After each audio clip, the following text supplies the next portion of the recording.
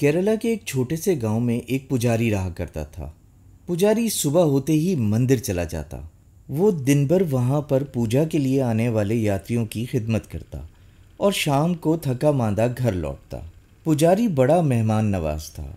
वो हर रोज़ किसी न किसी को ज़बरदस्ती अपने घर ले आता और उसे अपने साथ खाने में शरीक करता। पुजारी की बीवी बड़ी मेहनती और अताअत गुजार थी। वो अपने शौहर के मेहमानों की खूब खातिर मदारत करती। पुजारी अपनी बीवी से बहुत खुश था। उधर उस गरीब का ये हाल था कि वो अक्सर अपने हिस्से का खाना भी मेहमानों को खिला देती थी। उसे अक्सर भूखा सोना पड़ता था। उसने अपने शौहर से इसकी शिकायत नहीं की। पुजारी की आमदनी बहुत कम थी। उसमें सिर्फ मियाँ बीवी का ही पेट भर सकता था। रोज़ाना 2-3 मेहमानों की खातिर उसके बस में न थी। उधर पुजारी मेहमानों की अपने खाने में शिरकत फ़र्ज समझता था। लक्ष्मी को अपने शौहर से बहुत मोहब्बत थी, इसलिए वो खामोश रहती। उसने पड़ोसियों से मांग मांग कर मेहमानों की खातिर जारी रखी, लेकिन आखिर कब तक। एक वक्त ऐसा आया कि पड़ोसियों ने उसे कुछ देने से साफ इनकार कर दिया। उन्हें यकीन नहीं आता था कि लक्ष्मी एक गरीब औरत है, क्योंकि वो हर शाम मेहमानों को उसके घर आता जाता देखते थे। जब फाके करते करते लक्ष्मी की हालत पतली हो गई तो उसने आखिर एक दिन अपने पुजारी शौहर से बात करने का फैसला किया। एक रात जब पुजारी मेहमानों को रुखसत करके अपनी चारपाई पर सोने के लिए लेटने लगा तो लक्ष्मी उसके पास आई और कहने लगी, मुझे आज आपसे कुछ कहना है। ये सुनते ही वो तन कर बैठ गया और हैरत से लक्ष्मी को घूरने लगा, क्योंकि उसने इससे आज तक ऐसी बात नहीं की थी। लक्ष्मी रोने लगी। हिचकियों से उसकी गिगी बन गई। पुजारी ये देखकर सख्त बेचैन हो गया।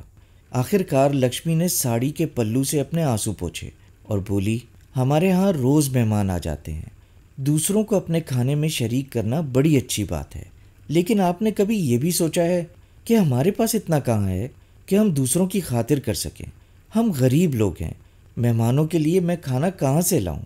आपके मेहमान अक्सर मेरे हिस्से का भी खाना खा जाते हैं और मुझे फाके करने पड़ते हैं। अब मुझसे बर्दाश्त नहीं होता। मेरे सरताज, मुझ पर रहम कीजिए। मेहमानों को घर लाने का सिलसिला ख़त्म कर दीजिए। लक्ष्मी की ये बातें सुनकर पुजारी आग बगोला हो गया। बीवी की ये मजाल कैसे हो गई कि मेहमानों को घर लाने से रोक रही है। फिर वो सोचने लगा, क्या बात है, क्या लक्ष्मी को अब मुझसे मोहब्बत नहीं रही, या फिर हो सकता है ये सारी बातें उसने बेवकूफ़ी में कह दी हों, जिसका उसे बाद में खुद एहसास हो जाएगा।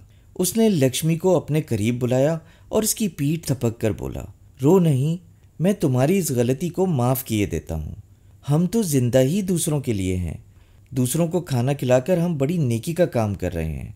तुम्हारी ये कुर्बानी मेरे लिए भी अच्छी है और ख़ुद तुम्हारे हक में भी अच्छी साबित होगी। अगर तुम दूसरों को खाना खिलाकर खुद भूखी मर जाओगी तो मुझसे पहले स्वर्ग में जा पहुंचोगी। कभी तुमने इस पर गौर किया है? ऊपर वाले पे भरोसा रखो और अपने पति की यूं ही खिदमत करती रहो। ये कहकर वो लेट गया और खर्राटे लेने लगा। लक्ष्मी उस रात एक लम्हे के लिए भी ना सो सकी। उसकी समझ ही नहीं आ रहा था कि वो इस मुसीबत से कैसे छुटकारा पाए। अगली सुबह पुजारी मामूल के मुताबिक उठकर मंदिर चला गया। खाने के वक्त वो आज भी रोज़ की तरह 2 मेहमानों को अपने साथ ले आया। लक्ष्मी ने जब उन्हें दूर से अपने घर की पगडंडी पर आते हुए देखा तो परेशान हो गई और कोई तदबीर सोचने लगी। थोड़ी ही देर में पुजारी और उसके मेहमानों की बातों की आवाज़ आने लगी। उसके मेहमान बड़े खुश खुश चहकते चले आ रहे थे। दोनों पुजारी की मेहमान नवाजी के गुण गा रहे थे। घर पहुंचकर पुजारी ने मेहमानों को एक कमरे में बिठाया और खुद नहाने धोने के लिए चला गया। उसके जाते ही लक्ष्मी ने कमरे के कोने में रखा लकड़ी का वो लंबा, मोटा और भारी मूसल उठाया जिससे ओखली में वो धान कूटा करती थी। उसने मूसल को बड़ी एहतियात के साथ दीवार के साथ खड़ा किया, दिए रोशन किए और मूसल के ऊपर ढेर सारे फूल डालकर उसके सामने आंखें बंद करके बैठ गई, जैसे वो उसकी पूजा कर रही हो।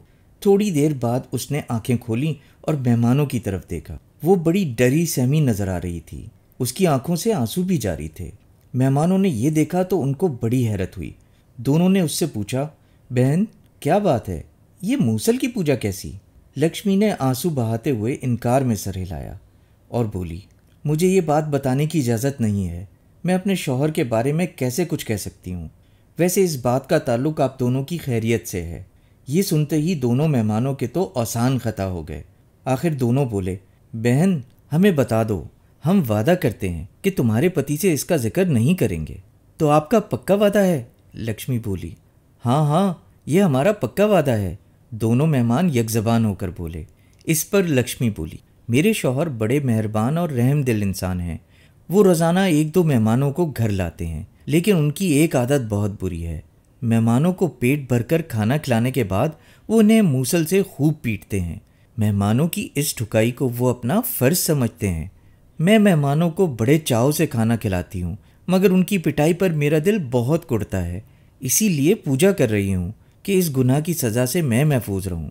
ये सुनते ही मेहमानों के हाथ पांव फूल गए और उन्होंने वहाँ से फ़ौरन भाग निकलने में ही खैरियत जानी। आखिर पुजारी के गुस्ल करने से पहले ही वो दोनों पिछले दरवाजे से चंपत हो गए। पुजारी नहा धोकर कमरे में जो आया तो उसने दोनों मेहमानों को गायब पाया। उसने लक्ष्मी से पूछा, वो मेरे दोनों मेहमान कहाँ चले गए? लक्ष्मी बड़े उदास लहजे में बोली, सरताज, आप मुझे माफ़ कर दें, मुझसे बड़ी गलती सरजद हुई। दोनों मेहमान मुझसे ये मूसल बतौर तोहफा मांग रहे थे। आप जानते ही हैं कि हमारे घर में ले देकर यही एक मूसल है। मैंने उन्हें ये देने से इनकार कर दिया। इस पर वो दोनों सख्त नाराज़ हुए और आपके आने से पहले ही गुस्से में भिन्ना कर निकल गए। ये सुनते ही पुजारी का पारा एकदम चढ़ गया। वो बीवी पर धाड़ा, तेरी ये मजाल कि तूने मेरे मेहमानों को लकड़ी का ये मूसल देने से इनकार कर दिया। मेरे मेहमानों की बेइज्जती करने की तुझे जुर्रत कैसी हुई? हाय, तेरी ये मजाल। ये कहकर उसने सहमी हुई लक्ष्मी के हाथ से मूसल छीना और उसे उठाकर मेहमानों के पीछे लपका, जो उस वक्त पगडंडी पर भागे जा रहे थे। अब जो उन्होंने पीछे मुड़कर देखा तो पुजारी मूसल उठाए उनके पीछे दंदनाता आ रहा था। ये देखकर वो सरपट भागने लगे। दोनों के सांस फूले हुए थे और वो जोर जोर से चिल्ला रहे थे, भागो, वो पिटाई करने मूसल लिए आ रहा है। दोनों अपनी जान बचाकर भाग निकले। पुजारी उन तक ना पहुंच सका और आखिर बकता झकता अपने घर लौट आया। गांव के तमाम लोग उस वक्त जमा हो गए थे और भागते मेहमानों ने उन्हें बता दिया था कि वो खाना खिलाकर असल खातिर यूं करता है, इसीलिए वो मेहमानों को अपने घर बहला फुसला कर ले जाता है। ये बात पूरे इलाके में जंगल की आग की तरह फैल गई और यूं बेचारी लक्ष्मी को पेट भरकर खाना मिलने लगा।